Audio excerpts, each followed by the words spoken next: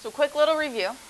First day of our little mini unit here, we talked about just sequences in general, numbers that follow a pattern of some sort, and writing in our two definitions. We got our explicit rule, remember, which is your function rule, and then you've got your recursive, which always has two parts. You have your first term, and then what you're doing to your previous term is your second definition there. Last class, we talked about our arithmetic sequences, which mimic your linear functions. So they're always increasing by a constant rate. You're always adding or subtracting the same number every time to get you to the next term of your sequence. And even when you graph them, they look like a linear function. So the ones we're going to deal with today are our geometric sequences. And those ones look like our exponentials. So if you remember from our last unit, exponentials, those are the ones that deal with percents, or they talk about something doubling or tripling, or your half-lives. So it's not always the same amount of increase between each point. That amount changes. And then our shape of our graph for our exponentials is that little curve right there. So we're going to be mimicking those ones today with our geometric sequences. So geometric sequences, given the first term, and again that notation is the same. You got that little one there, so we know we're talking about the first term. Of each successive term can be found by that equation there, where r is some constant known as the common ratio of the sequence. So instead of the letter D we used last time, that's what we were adding and subtracting each time. This time we're using the letter r. That's what we're multiplying or dividing by each time, and they call it the common ratio. It's common because it's what's multiplied each time. So down here we have three examples of some geometric sequences. They're going to identify the common ratio and give the next two terms. So sometimes people are able to look at these and you can see pretty much right away what your common ratio is going to be. Can anybody see the pattern here for the first one? Times 3. Times 3. Times 3. So that means our r, our common ratio this time, is a 3. So what would be our fourth term? And our fifth term? 162. 162. So the second one, we got 4, negative 20, then 100, negative 5. So then 100 times negative 5 is negative 500. And then times negative 5 again makes it positive 2,500. Now if you can't look at that and see that it's negative 5 right away, there is a way to be able to figure it out. What you want to do is take any term that is not your first term. I almost always go for the second one because I think it's easier. Usually the number is smaller. So you take any term and put it over the term before it, and that's going to get you your common ratio. So negative 20 over 4 gives me a negative 5. So that's another way to get the negative 5. It works also if I use my third term of 100, put it over the term before it, 100 over negative 20, also gives me a negative 5. So no matter which way you do it, pick any term that's not your first term, put it over the term before it. That's how you can get your common ratio. So how about for letter C? But we aren't going to use divided by 2. We're going to want to multiply by the fraction 1/2. So times 1/2 times 1/2. So then what's our next term? 2, and then our last term? 1. So whenever it's a decreasing geometric sequence, that means you're multiplying times a fraction. So you just have to figure out the fraction. Again, you can figure it out by taking any term and putting it over the one before it. So 8 over 16 also reduces down to your 1/2. So that's your other way you can figure it out.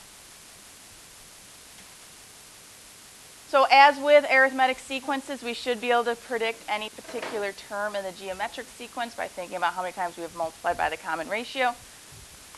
Or you can use your formula that's given to you on your reference sheet for your geometric sequences.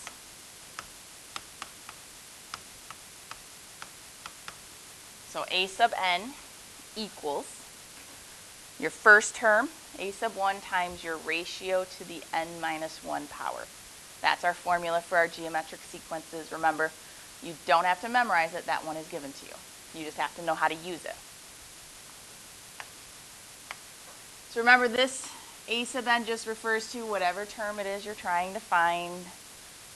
Your A sub 1 is your first term. N is just what position you're looking for. So if you're looking for the 20th term, your N is a 20. If you're looking for the 23rd term, your N is a 23. So for this one, they did give us a recursive definition right here for it. So what would be our first term here? 3. And then what are we doing to each term to get us the next one?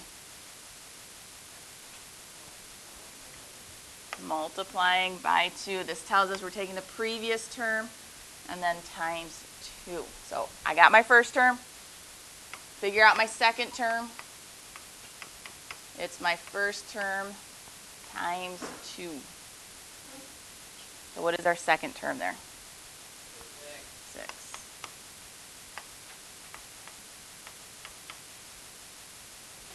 So our third term is the one before it times 2.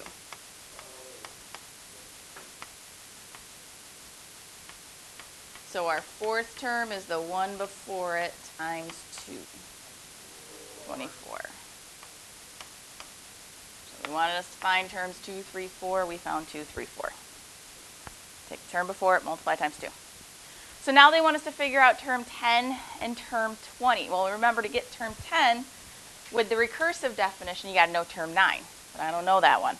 So I'd have to know term 8 in order to get the 9th one. And then long, long, long story. So we're going to use this formula up here. We're trying to find our 10th term. So I'm going to put 10 in for my n. Our first term is a 3, so A sub 1 is 3. Our common ratio is a 2, because we're multiplying times 2 each time. And then that's going to be to the 10 minus 1 power. So then go ahead and plug that in your calculator. Let's see what we get.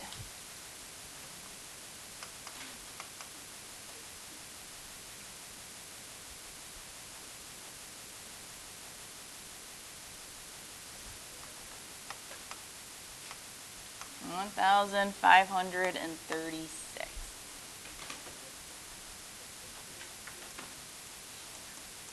So let's figure out our 20th term. Plug in 20s for your n's instead of 10s. All right, so you should have gotten a really large number. Go for it.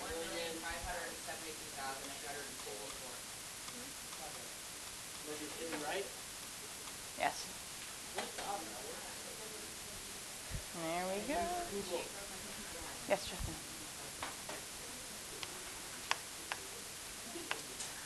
All right. So, much like our exponential functions, your geometric sequences grow at a really fast rate. As you saw on the last example, our 20th term was in the millions. So here we're going to take a look at a classic problem, and you can use these using sequences. You have just won a very strange lottery, and the lottery promises to give you money each day for a 30-day period based on one of two options.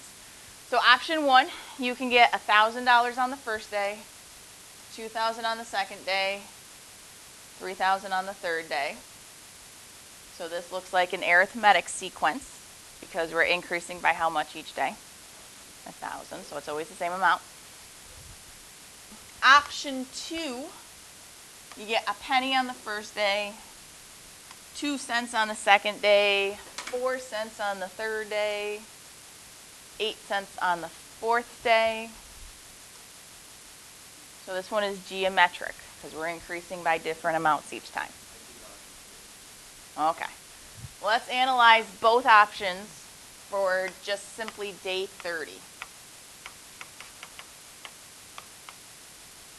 So option 1, again, that one is like our arithmetic.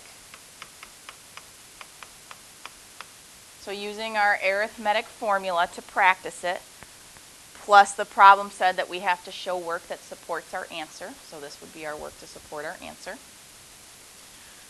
We are trying to find how much money we get on day 30. So our n is going to be a 30. What would be our first term for option 1? 1,000. And then 30 minus 1. And our common difference is 1,000.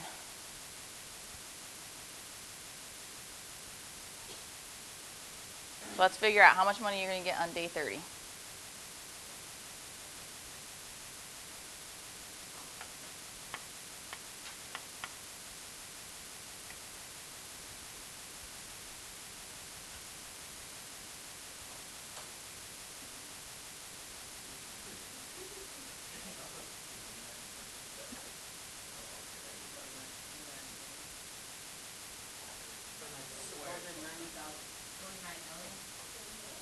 $30,000.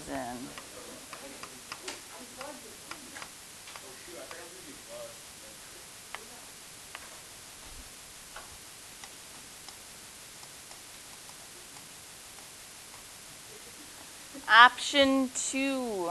That one was a geometric sequence, so we're going to use our geometric sequence formula. So a sub n equals your first term times r to the n minus 1 power.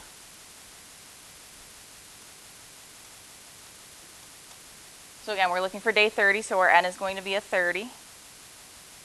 What is our first term on option 2? 1 cent. What are we multiplying by each day? 2. That's to the 30 minus 1 power. So go ahead and figure out what that number is.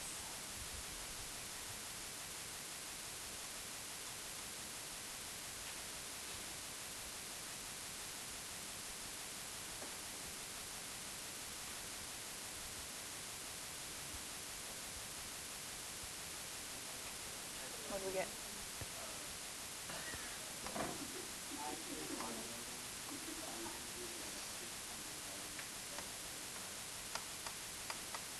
Point.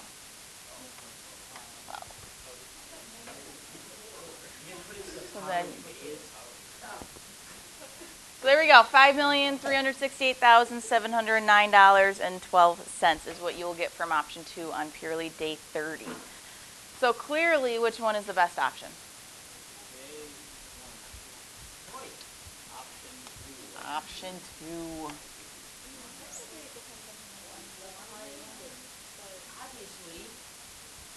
Don't you want to earn a higher number?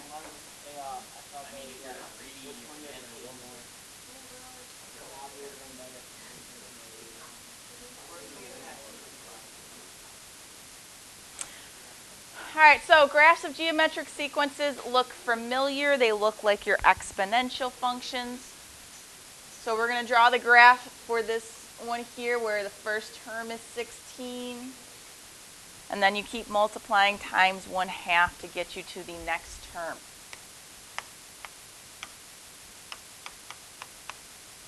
So our first term here is 16. So we start with our first term of 16. Our second term, so following the rest of our recursive rule, you take the term before it, which was 16. We're multiplying it times 1/2.